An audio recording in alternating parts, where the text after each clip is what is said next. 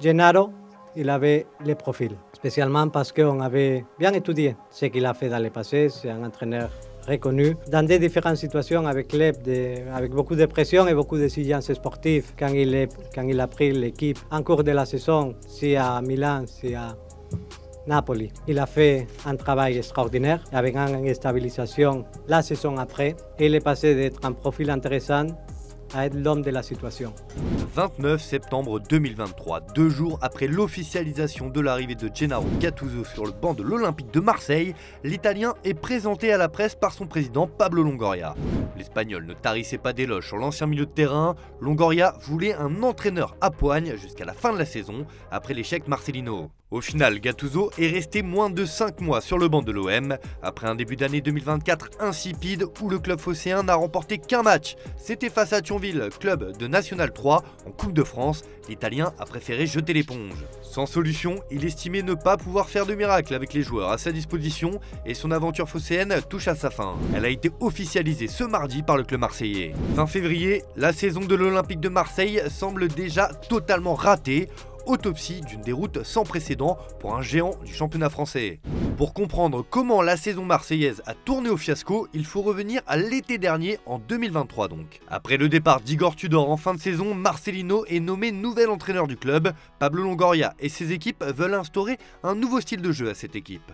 Un mercato ambitieux est réalisé avec les arrivées de Pierre-Emerick Aubameyang, Renan Lodi ou encore Iliman Ndiaye, pour ne citer que. Dimitri Payet est quant à lui poussé vers la sortie. Le dernier dinosaure du vestiaire olympien laissera un vide que cet OM New Look ne parviendra pas à combler. Marcelino, lui, n'arrive pas à imprimer sa marque et les premiers résultats sont décevants, avec en point d'orgue l'élimination en barrage de Ligue des Champions contre le Panathinaikos. Les supporters montent alors au créneau pour défendre l'institution. S'en suivra une réunion houleuse entre les dirigeants et des supporters qui laissera des traces entre intimidation et menaces. Marcelino rendra son tablier juste après, estimant ne pas pouvoir travailler dans ces conditions. La garde rapprochée de Pablo Longoria aussi quittera le club au fil des mois. On n'est qu'au mois de septembre, après 6 matchs joués en Ligue 1, et la saison est déjà mal embarquée.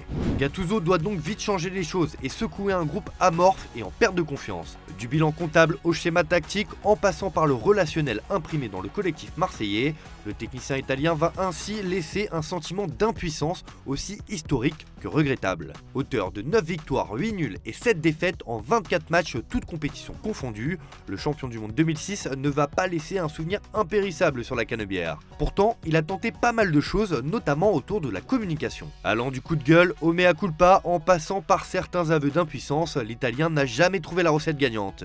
Résultat, il affiche le pire bilan pour un entraîneur phocéen en 16 matchs de championnat depuis 2014. À cette époque, c'est José Anigo qui était sur le banc et il avait compilé 5 victoires, 6 nuls et 5 défaites avant de terminer à la 6ème place au classement. En 16 matchs, Gennaro Gattuso a lui aussi dû se contenter de 21 points. Malgré une série de 4 victoires consécutives, son équipe a concédé au total 6 nuls et 5 défaites en championnat depuis septembre.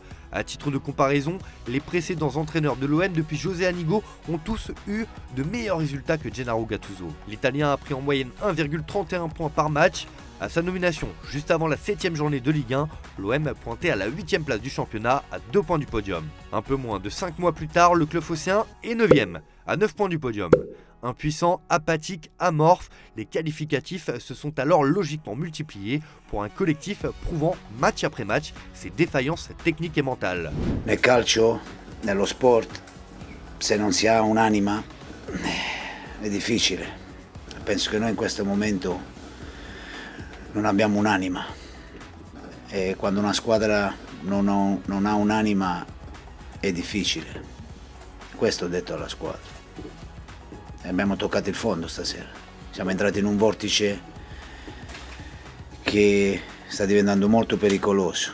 Au niveau tactique, Gattuso aura largement été décrié. Plus que jamais déterminé à l'idée d'installer un 4-3-3, l'ancien coach de l'AC Milan va finalement mourir avec ses idées. Alors que l'effectif a été construit pour jouer avec la philosophie de Marcelino en 4-4-2, Gattuso a tenté avec plus ou moins de réussite et d'insistance de mettre en place un système en 3-5-2, mais son immobilisme des dernières semaines lui aura coûté cher. Mais il n'est clairement pas le seul responsable. Le mois de janvier aura été animé à Marseille où l'effectif a encore été bouleversé par le mercato. Difficile donc d'avoir de la continuité, ne serait-ce que sur une saison. Ce sont les grands mots de l'OM ces dernières années.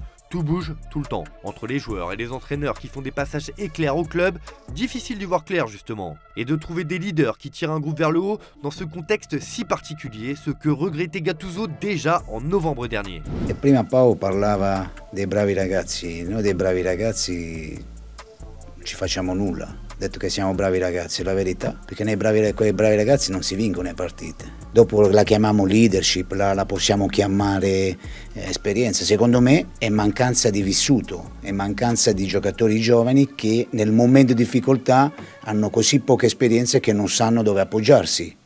Finalement, un quatrième entraîneur a été nommé à l'OM cette saison avec l'intérim de Jacques Abardonado compris. L'heureux élu est Jean-Louis Gasset. Il est accompagné de son fidèle adjoint, Ghislain Printemps. À 70 ans, l'ancien sélectionneur de la Côte d'Ivoire sort d'une expérience douloureuse avec les éléphants, mais il a l'avantage de remplir tous les critères souhaités par la direction marseillaise. Gasset parle français, possède une solide expérience en tant qu'adjoint et coach principal et connaît très bien la Ligue 1. Pour l'OM, le profil de l'Héraultais colle parfaitement avec la mission de 4 mois qui lui sera confiée. Aura-t-il encore la niaque pour une telle mission? C'est la grande question, puisqu'il faut se souvenir de sa dernière expérience qui date seulement de quelques semaines. Pendant la dernière Coupe d'Afrique des Nations, il a vécu un véritable calvaire avec la Côte d'Ivoire, poussé vers la sortie après la phase de poule alors que les éléphants se dirigeaient vers une piteuse élimination.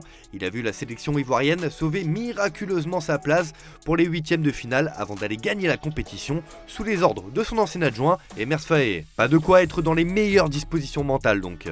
D'ailleurs sur notre site, nous vous avons sollicité pour savoir si Jean-Louis Gasset était le bon choix pour l'OM.